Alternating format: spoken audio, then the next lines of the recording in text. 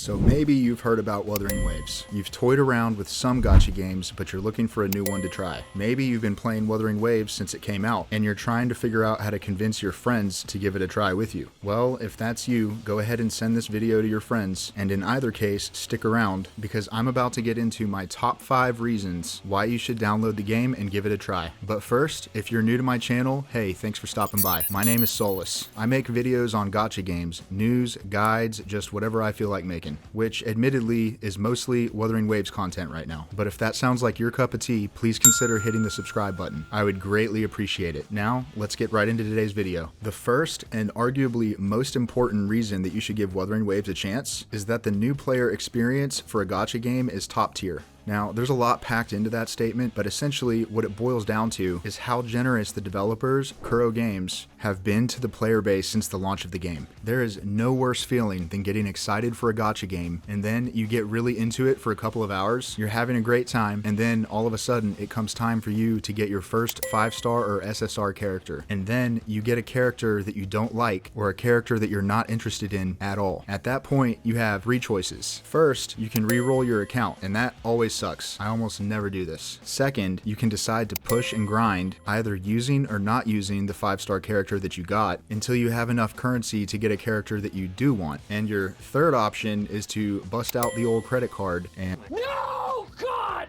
No, God, please, no! swipity swipe until you get something that you do want. That is not recommended, and it almost never comes cheap. If you've ever been in that situation, I think you're in good company, because I think most of us probably have. But in Wuthering Waves, that problem literally just doesn't exist. The developers give you access to 3, yes, you heard that correctly, 3 5-star characters from the standard banner, 2 of which are of your choice. One of those is available immediately at the beginning of the game via your in-game mail. A second one will be available to you after playing the game for just a few hours. Now, to be fair, that one will be RNG from the standard banner. And the third one, which you also get to choose, is available after pulling on the beginner banner 80 times, or before 80 if you get lucky. And with all the free pulls that you get at the beginning of the game, it won't be terribly long before you're able to get that one. So basically, from the very beginning of the game, you get to play with characters that you want to play with, and you aren't just stuck if you have bad luck. In my opinion, I think every gacha game should take notes and do this in the future, because it makes the game so much more enjoyable, and for me personally, it makes me like 10 times more likely to stick around. And if that wasn't enough, the devs do also typically give out free pulls like candy. You're gonna get something like 30 free pulls from your first day or 2 of playing. Now, this leads me into my second point, which is the character and weapon banners. Hard pity for the standard and limited character banners is at 80 pulls. That's 10 less than most of Wuthering Waves competitors, which is typically 90 pulls for hard pity. This contributes significantly to you getting more 5-star characters than you usually would in any of these other games. Now, you still have the 50-50 to deal with, but I don't think that mechanic is going away anytime soon in any gacha game. But here's the biggest thing about the Wuthering Waves banners. The weapon banner is guaranteed at 80 pity. So that means there's no 50-50s, no unwanted weapons. You are getting the weapon that you want at or before 80 pulls every single time. This makes getting weapons for your favorite characters so much easier, and we all know it's a great feeling to be able to put the signature weapon on your favorite character. All of this, by definition, also makes Wuthering Waves significantly more free-to-play friendly than all of its competitors. So if you want the best free-to-play experience that a gacha game can give right now, you really need to give Wuthering Waves a try. And on that note, it's even more free-to-play friendly because the devs are currently only releasing 1 new 5-star character per patch, which means that you have more time to save for characters that you really want or for reruns that you missed. And it really shows that the devs care more about the players, at least right now, than they do about raking in money. Because if they only cared about raking in money, they'd be making back-to-back new limited 5-star characters like most of their competitors and heavily implementing FOMO into their scheme.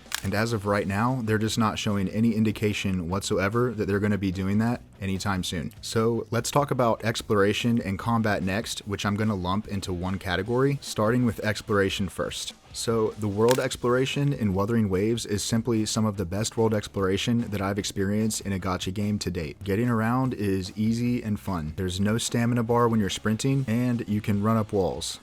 Now, to be fair, I might have thought that was silly in the past, but after trying it for yourself, you'll never want to go back. There's also a grapple with conveniently located grapple points in most places of the map to help you get around more quickly. The world is just absolutely stunning, especially Huanlan and the Black Shores, which are the two new areas that have been added since launch. They've just been absolutely stunning and a joy to look at. Like, if I was one of those people that really enjoyed getting into photo modes, I would probably be sitting around all day taking screenshots. So hey, if that's you, you're in for a good time. There are plenty of chests and puzzles in the world for you to discover and explore for those of you who are into that, and most, if not all of the stuff that you find out in the world is useful for crafting and cooking. And cooking in this game is actually OP as hell, so you're going to want to collect all the stuff that you see when you're running around. Now, as for combat, Wuthering Waves, for me personally, has the most engaging and challenging combat system of any gacha game to date. For some, this might be a turnoff, and that's completely understandable. You can have 3 characters on any given team. When I first started the game, I thought that this might be problematic because I was used to other games like Genshin Impact and Honkai Star Rail, where the norm is to have 4 characters on a team. But oh, how very wrong I was. The depth of each character's kit and the levels of complexity to the combat completely nulls out any concern that you might have about that, believe me.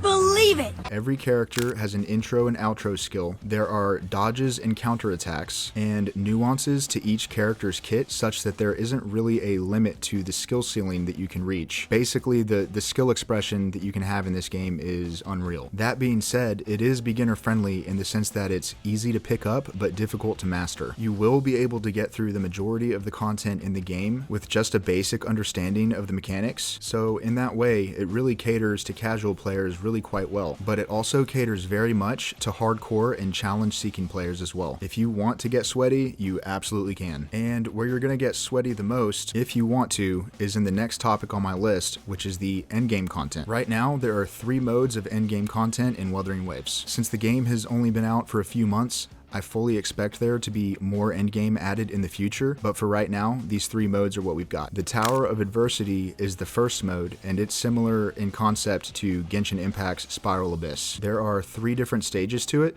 and in order to get all of the rewards and complete all 3 stages, you ideally need 3 fully built and strong teams in order to take on all the content. Some players are just now at the point where they're able to clear all 3 stages of the content, but I would say that most players who have been playing since launch are currently around the point where they can clear 2 of the stages, but not fully clear the 3rd and most difficult stage. Now, that's not really a big deal right now because we're still very early in the game cycle, so there's plenty of time to continue building up your teams. For now, just do what you can and get the rewards that you can while you continue to build up your teams over time. The Tower of Adversity resets every 2 weeks, I believe, so you don't have to wait terribly long in between leveling your characters and making progress before you can give it another try. The next endgame mode is called the Elusive Realm. The Elusive Realm is a roguelike mode, not unlike the simulated universe from Honkai Star Rail, if you're familiar with that. There's an extensive shop that sells all manner of upgrade mats and all the currencies that you need to level up your characters and skills, and you earn those currencies by doing runs through the Elusive Realm. For each run, you choose one of your characters, and you go through it with just that one character. Only your character level and weapon carry into it. All of the stats from your echoes, which are like artifacts from Genshin Impact, do not count towards your stats. The mode also provides trial characters that you can use if there's a character that you want to use but you don't have them. This is an awesome way to test out and play with characters that you don't have, who you may want to pull for in future banners. I found Elusive Realm to be extremely fun, and with each new iteration of it, they keep on adding stuff to make it better and better. Now, the 3rd and last endgame mode in Wuthering Waves for now are the hologram bosses. This is my personal favorite activity to do in the game, but it's definitely also where you're going to get the sweatiest. Hologram bosses are super beefed up versions of some of the regular bosses from the game. Each of them comes with 6 levels of difficulty, with each difficulty giving you better rewards. If you have at least one well-built team and you can kind of blunder your way through playing with that team, you'll probably be able to brute force your way through the first 4 difficulty levels of any of the hologram bosses. But when you get to difficulty levels 5 and 6, it's time to look deep within and directly address any skill issues that you might have. The bosses hit really hard, sometimes hard enough to one-shot your characters. At these difficulties, you're going to need to start learning the boss's movesets to be able to dodge and counter them, have well-built teams,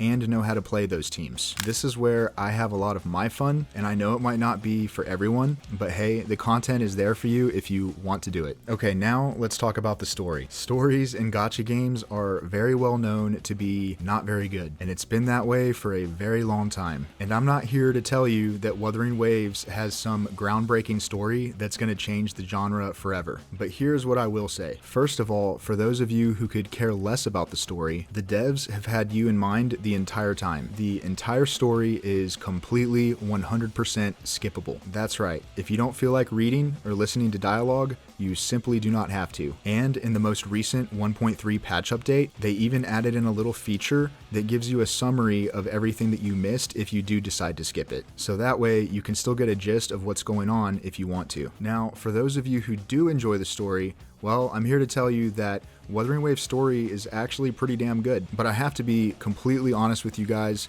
it did not start out that way. I'd say that from the beginning up through about 1.4, the story was very weak and the English voice acting was significantly bad. However, what the community wasn't ready for was Kuro Games being incredibly open to feedback and their intense desire to fix the game as quickly as possible. So once you get to the 1.6 storyline, in my opinion, the game takes a huge upward turn for the story and it becomes absolutely amazing. In particular, with the recent 1.3 patch update, that was one of the best story quests that I have ever played in a gacha game, period. I just really don't know how to describe how much effort they put into improving it. That includes the English voice acting, which has become noticeably much better. Now, before you think that I'm glazing it too much, let's take a step back and remember that we're talking about gacha games here. Let me tell you guys something. I don't know how many of you guys will be old enough to remember this, but do any of you remember a game called Star Wars Knights of the Old Republic? It was made by BioWare back in the day, I want to say in the early 2000s. Anyway, that game, in my memory, has the best story of any game that I have ever played.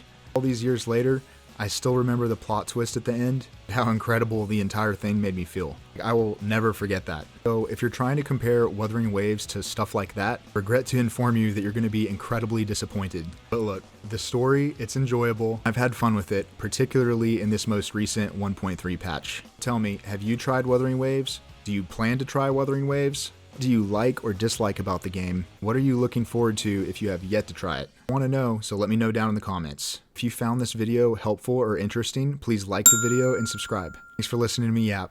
Later.